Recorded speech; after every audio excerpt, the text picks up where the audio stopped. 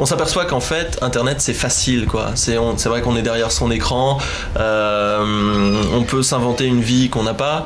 La personne en face fait exactement la même chose. Ça relève beaucoup de l'imaginaire, de l'affect.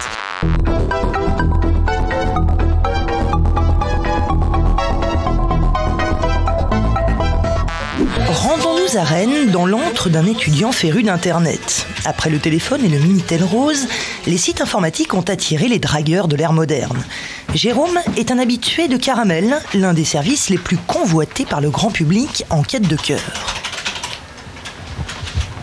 Vous arrivez à dialoguer à combien en fait en tout ?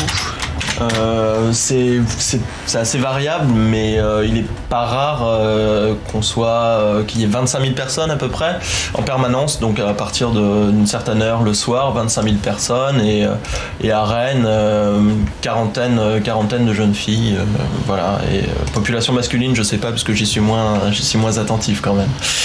Donc ça marche comment ? Alors ça marche, donc on a accès, on voit les garçons donc sont en bleu, les filles en rose, et puis on a accès à l'ASV, âge, sexe, ville, donc 21 ans, femme, 93. C'est la personne qui l'a rempli au préalable, donc on n'est pas assuré de la véracité et de l'authenticité de la chose. Et généralement, derrière les pseudos très racoleurs, limite, voire pas limite du tout, mais limite complètement vulgaire, style salope 237, c'est généralement un jeune adolescent prépubère et boutonneux qui se fait mousser derrière et qui s'amuse, quoi. Donc ma technique, c'est prendre un pseudo sympa, on essaye d'être spirituel, d'être intéressant, on s'adapte à la personne qu'on a en face de soi, c'est une espèce de challenge psychologique qui n'en est pas vraiment un, où on essaye de sentir la personne ou le rôle que la dite personne tient à jouer aujourd'hui avec le pseudo, parce qu'on a tous plusieurs pseudos.